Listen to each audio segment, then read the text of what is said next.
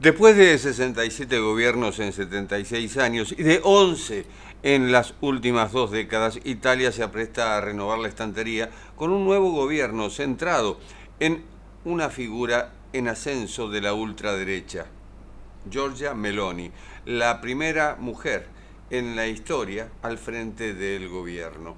La secundan Matteo Salvini, líder de la Liga, formación que aspira a controlar la inmigración irregular y no apoya las sanciones contra Rusia, y el inoxidable Silvio Berlusconi, de 85 años, cabeza de Forza Italia, socio menor del bloque que apuró la caída del primer ministro anterior, Mario Draghi, expresidente del Banco Central Europeo.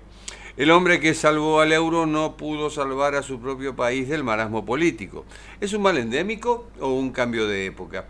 El euroescepticismo, aplacado por la crisis derivada de la guerra en Ucrania, alteró su libreto. Aborrece a la Unión Europea, pero no quiere sacar los pies del plato. Prefiere modificar el decorado con la recuperación de la soberanía.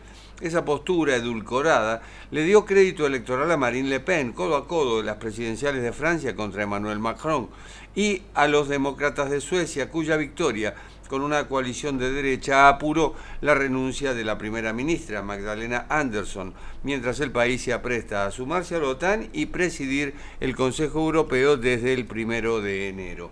La expansión del conservadurismo de derecha en Italia, tras los avances de sus mutualistas en Francia y en Suecia, zigzaguea entre la simpatía de Meloni hacia el primer ministro de Hungría, Víctor Orbán, siempre al filo de las normas comunitarias, y la amistad de Berlusconi, 4 veces primer ministro, con Vladimir Putin.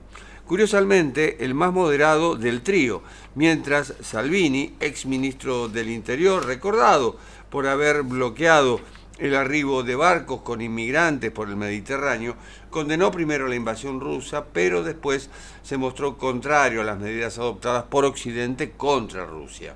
El giro de tuerca en Italia, donde, como en otros confines, el nacionalismo goza de buena salud, se resume en una inestabilidad política que se codea con una inflación galopante y la amenaza de apagones debido a la escasez de energía en el invierno.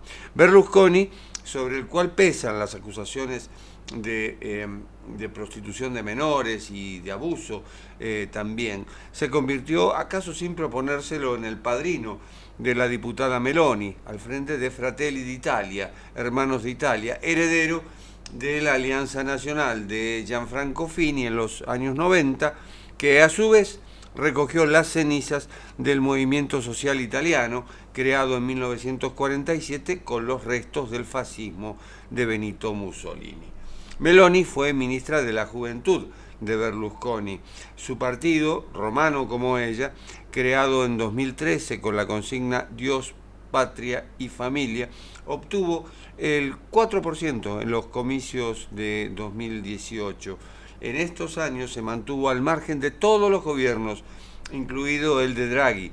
Apoyó un bloqueo naval contra los inmigrantes en el Mediterráneo, protegió a las empresas italianas y rechaza de plano la diversidad sexual.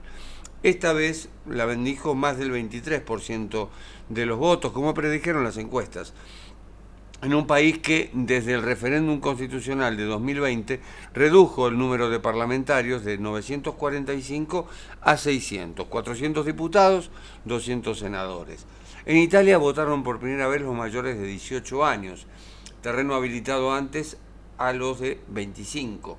En la tercera economía de la zona euro, marcada por la histórica desigualdad entre el norte rico y el sur pobre, pesa el lento crecimiento de la economía desde la crisis de 2008, así como los estragos provocados por la pandemia, la guerra en Ucrania y su propia deuda, una de las más grandes del mundo.